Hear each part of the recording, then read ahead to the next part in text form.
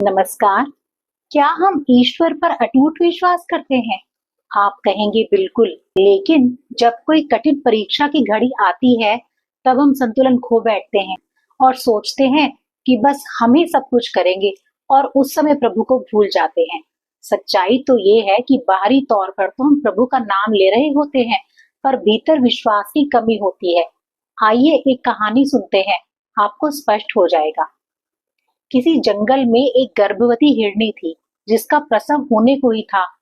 उसने एक नदी के किनारे घनी झाड़ियों और घास के पास एक स्थान देखा जो उसे सुरक्षित लगा। अब जैसे ही उसे प्रसव पीड़ा शुरू होने लगी, उसी समय आसमान में काले काले बादल छा गए और बिजली कड़कने लगी, जिससे जंगल में आग भड़क उठी। वो घबरा गई। उसने अपनी दाईं ओर देखा, वहां एक शिकारी उसकी ओर तीर का निशाना लगाए हुए था और उसकी बाईं ओर एक शेर उस पर घात लगाए हुए उसकी ओर बढ़ रहा था। अब ऐसे में वो हिरनी क्या करती? एक तरफ आग, एक तरफ शेर, एक तरफ शिकारी, यानी हर तरफ संकट ही संकट। वो कहते हैं ना कि जब मुसीबत आती है तो चारों तरफ से आती है। अब जरा सोचिए, क्या वह हिरनी सुरक्षित रही होगी और अपने बच्चे को जन्म दे पाई होगी, या सब कुछ जंगल की आग की भेंट चढ़ गया होगा? अगर इनसे बच भी गई तो क्या वो शिकारी के तीर से बची होगी, या वो उस खूंखार शेर के द्वारा जो उसकी तरफ बढ़ रहा था ग्रास बना ली गई होगी? आखिर क्या हुआ होगा? उस परिस्थिति में उसने कुछ ना सोचकर अपना सारा ध्यान अपने बच्चे को जन्म देने की ओर केंद्रित कर दिया, और फिर जो हुआ वो अद्भुत और अकल्पनीय था। कड़कड़ाती बिजली की चमक से शिकारी की आंखों के सामने अंधेरा छा गया और उसके हाथों से तीर चल गया और सीधे भूखे शेर को जा लगा। उधर बादलों से तेज बारिश होने लगी और जंगल की आग धीरे धीरे बुझ गई। इस बीच हिरनी ने एक स्वस्थ शावक को जन्म दिया। ऐसा ही हमारे जीवन में भी कई बार होता है, जब चारों तरफ से हम समस्याओं से घिर जाते हैं। कोरोना काल में मेरे एक स्टूडेंट के पिताजी की नौकरी छूट गई थी। अब इधर नौकरी छूटी, उधर मकान मालिक कहने लगा कि कम से कम आधा किराया तो देना ही पड़ेगा, वरना मकान खाली करना पड़ेगा। ये सब तो था ही, उधर घर में बच्चों की पढ़ाई का खर्च था सो अलग। ऐसे में जो उनका बड़ा बेटा निखिल था, जो मेरे स्टूडेंट का बड़ा भाई था, वह एक रियल हीरो बनकर उभरा। आप में से जो भी निखिल की रियल लाइफ स्टोरी जानना चाहते हैं तो कमेंट बॉक्स में कमेंट करके जरूर बताइएगा। निखिल की स्टोरी पर वीडियो तो देखोगे ही, साथ ही आपके कमेंट्स को भी वीडियो में शो किया जाएगा। बहरहाल, अब चर्चा को आगे बढ़ाते हैं।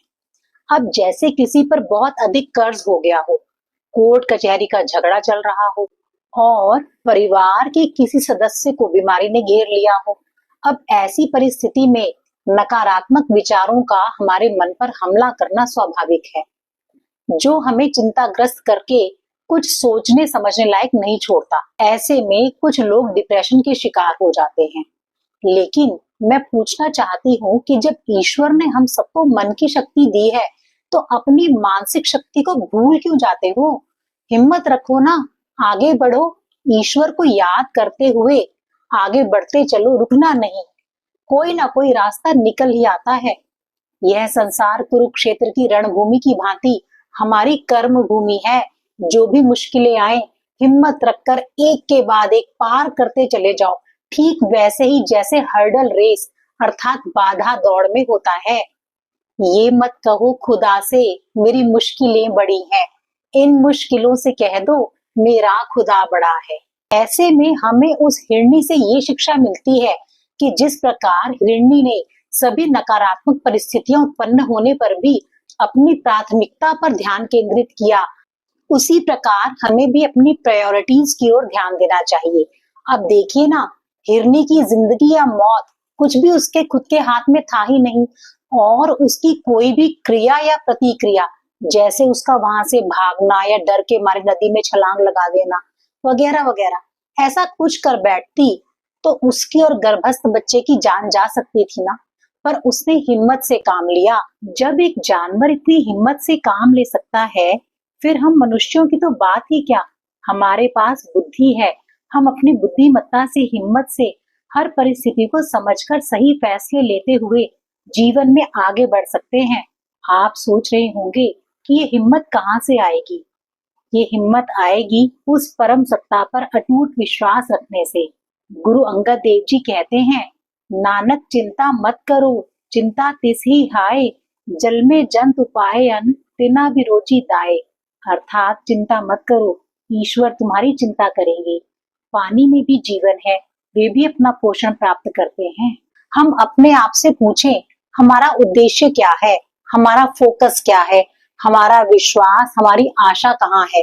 ऐसे ही मझधार में फंसने पर हमें अपने ईश्वर को याद करना चाहिए, उस पर विश्वास करना चाहिए जो कि हमारे हृदय में बसा हुआ है, जो हमारा सच्चा रखवाला और साथी है।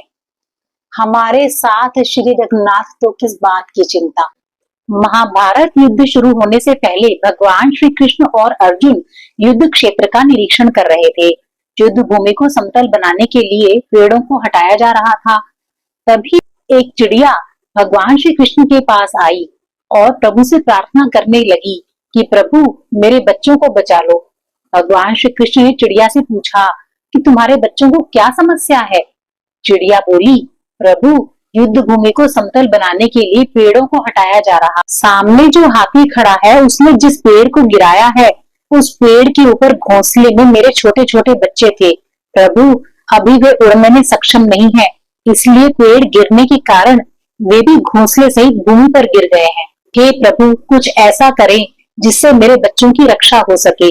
भगवान श्री कृष्ण कहने लगे कि जो नियति में लिखा है मैं उसमें हस्तक्षेप भला कैसे कर सकता हूँ। चिड़िया बोली कि प्रभु मैं नहीं जानती कि आप क्या कर सकते हैं और क्या नहीं, लेकिन मैं इतना जानती हूँ कि मेरा आप पर अटूट विश्वास है और आप मुझे अपने ईश्वर पर विश्वास करने से रोक नहीं सकते।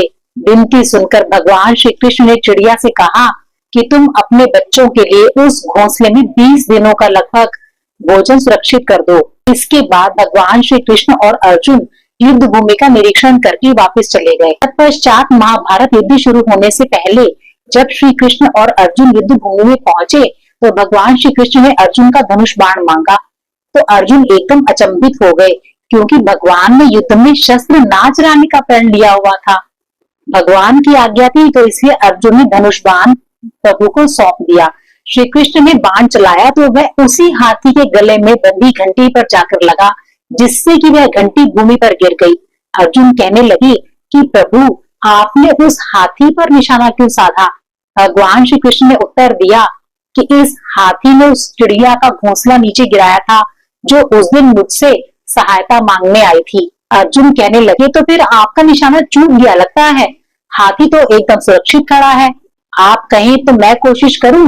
भगवान श्री कृष्ण मुस्कुराए और कहने लगे कि नहीं, मेरा काम हो गया।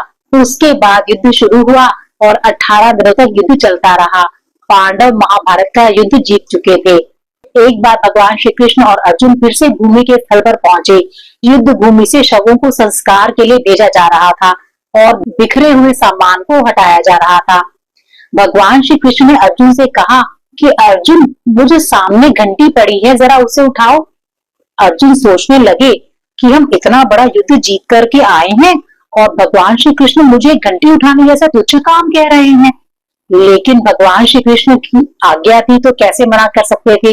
अर्जुन ने जैसे घंटा उठाया तो एकदम से विस्मित रह गए।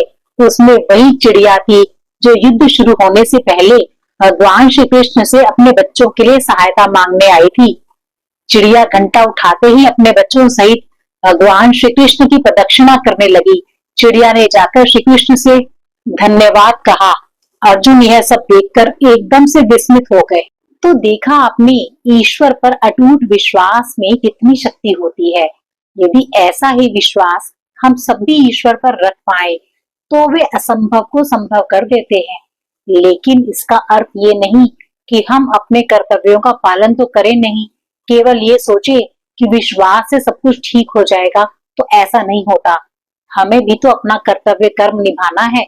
आपको जो रोल दिया गया है, चाहे घर परिवार में चाहे कार्य क्षेत्र में, आपको बखूबी अपनी पूरी ताकत के साथ उसे निभाना है। उसके बाद ईश्वर पर छोड़ देना है। कोई अपेक्षा नहीं रखनी कि मैंने फलां व्यक्ति की मदद की तो मुझे भी बदले में कुछ मिलना चाहिए। नहीं, ईश्वर चाहते हैं कि हम निस्वार्थ कर्म करते जाएं और फल की इच्छा कदापि ना करें। आपने कितनी ही मेहनत की हो, चाहे पढ़ाई हो, चाहे नौकरी की बात हो या घर को रिश्तों को संवारने की बात हो, आपकी मेहनत सराहनीय है, लेकिन परिणाम की उम्मीद मत रखो। जो भी परिणाम आए उसे सहर्ष स्वीकारो। इससे डिप्रेशन भी नहीं होगा और भविष्य में आगे बढ़ने के रास्ते भी खुलेंगे। यही गीता का ज्ञान है। कर्म किए जा और फल की इच्छा मत कर। आज की वीडियो यही समाप्त होती है। वीडियो कैसी लगी कमेंट करके जरूर बताइएगा और चैनल को सब्सक्राइब भी कर लीजिएगा। बेल आइकन प्रेस कर लीजिए ताकि आपको आगे आने वाली हर वीडियो की नोटिफिकेशन मिलती रहे। वीडियो देखने के लिए आपका बहुत बहुत धन्यवाद।